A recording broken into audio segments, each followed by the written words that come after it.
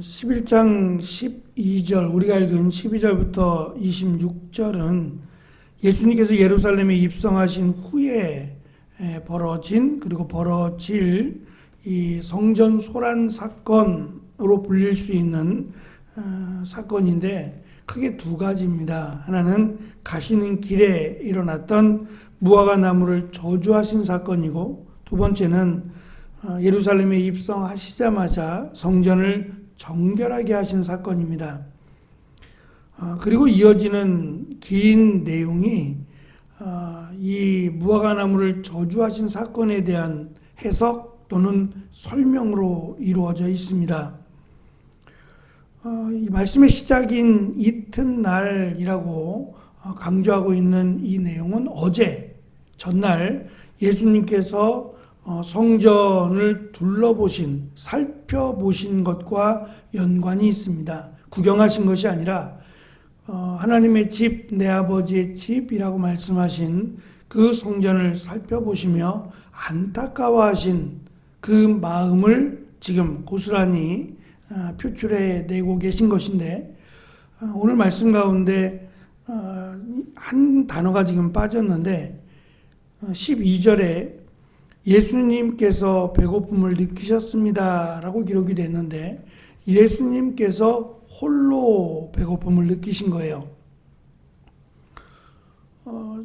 지금 예수님과 제자들과 지금 함께 12제자들과 함께 전날 12제자들과 함께 다시 베다니로 가셨고, 거기서 주무시고, 지금 이 마태복음의 기록에 의하면 이른 아침 일찍 예수님께서 나오셨고, 또 그 시간에 일어난 사건인데, 오늘 말씀에는 사실 사건의 시각은 기록되어 있지 않습니다. 시간의 기록은 없고, 지금 예수님께서 혼자 배가 고프셨다, 배고픔을 느끼셨다고 기록을 하고 있는데, 이것이 배고팠기 때문에 지금 무화과 나무의 열매를 따시려고, 그리고 그것이 없어서 배가 고파서 화를 내신 것으로 자칫 오해할 수 있습니다. 그래서 지금 예수님께서 홀로 배가 고프셨다라고 하는 이 내용은 예수님께서 이스라엘을 향해서 배고픔을 느끼셨다는, 무화과 나무가 이스라엘을 상징하는 그 나무이기 때문에 이 무화과 나무 또는 이스라엘을 향해서 이 배가 고프셨다라고 하는 것은 이스라엘이 열매를 맺어야 하는데 열매를 맺지 못하시기 때문에 이스라엘을 향해서 하나님이 이 배고픔을 느끼셨다라고 하는 것으로 연결해서 생각해 볼 수 있습니다. 예수님은 홀로 배고픔을 느끼셔서 잎이 무성한 무화과 나무를 보셨고, 거기에서 열매를 얻기 위해 다가가셨다라고 설명을 합니다. 무화과라고 하는 것은 꽃이 없다는 것이고, 또 열매가 맺히기 전에 잎이 먼저 나오고 나서 그 다음에 과일이 열립니다. 언젠가 이 부분을 말씀드린 적이 있는데, 이스라엘의 무화과는 우리나라에서 피는 무화과와 조금 다릅니다. 같은 무화과라 할지라도 일기가 달라서 무화과가 이 처음에 맺는 열매부터 시작해서 5번을 맺을 정도로 효자 열매인데, 4월에 무성해지고 열매는 6월이 지나 열리며 8월부터 10월에 본격적으로 수확을 하게 됩니다. 지금 6월절이 가까우니까 4월달입니다. 그러면 4월달에 잎이 무성해지고 6월달부터 열매가 차차 열리게 된다라는 얘기인데, 그 전에 잎이 무성해지면서 작은 열매들, 시장성이 없는 열매인데, 보통 무화과가 어린아이 주먹만 해요.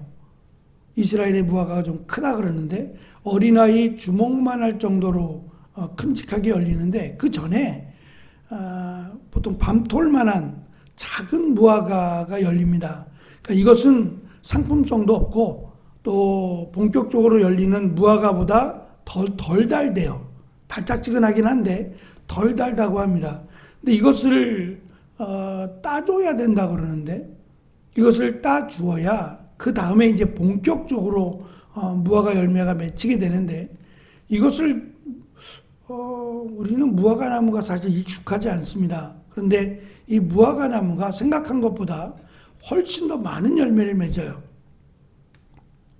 많은 열매를 맺어서 이것을 일일이 따준다는 것은 참 귀찮은 일입니다.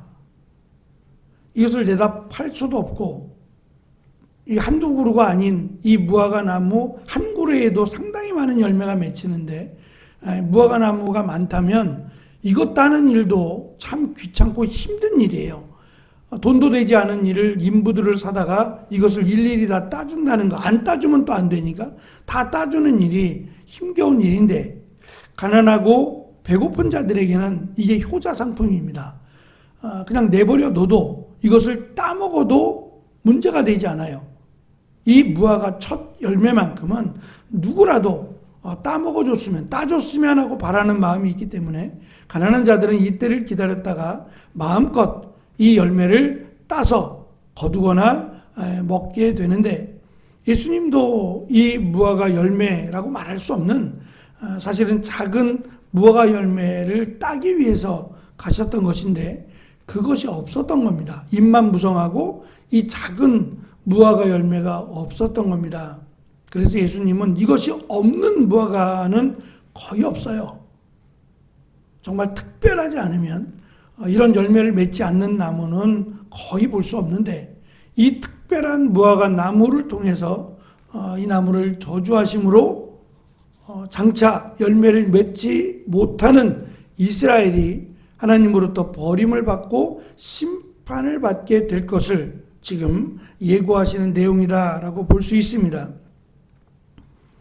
이어지는 성전 정결 사건 또한 하나님의 집을 강도의 소굴로 만들면서까지 자신의 배를 채우는 권력자들을 향한 하나님의 심판을 예고하고 있습니다.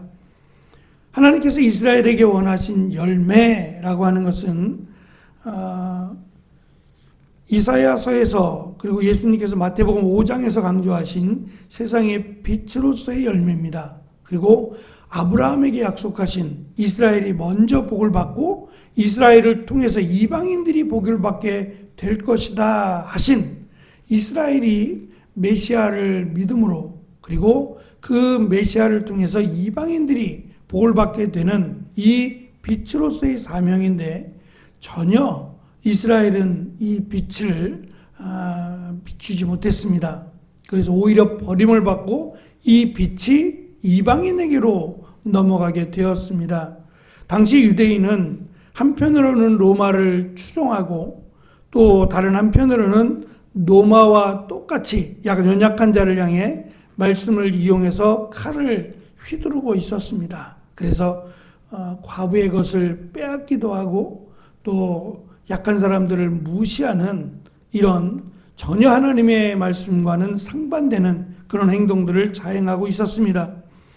이런 정황 속에서 메시아이신 예수님은 자신을 통해 실현되는 하나님의 나라를 선포하시며 자신을 메시아로 믿고 따름으로 새 언약 백성으로 열매 맺는 삶을 살라라고 제자들을 가르쳤어요. 특별히 앞에서는 겸손한, 섬기는 그런 종의 모습을 강조하셨습니다.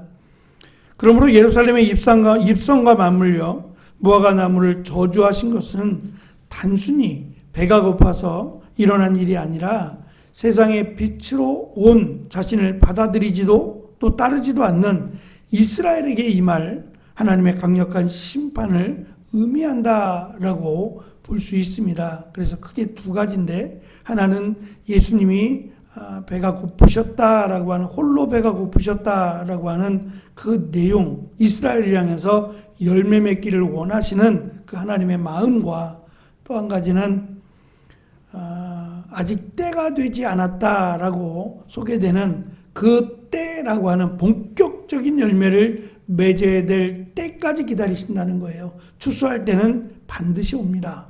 예수님이 다시 오실 그때에 열매가 없다면 그 나무는 마태복음에 의하면 그 뿌리까지 쪼개서 나무를 쪼개서 불에 던져야 한다라는 말씀으로 연결하셨습니다. 우리가 늘 원하시는 열매를 맺고 살아가는 귀한 은혜가 있기를 축원합니다. 기도하겠습니다.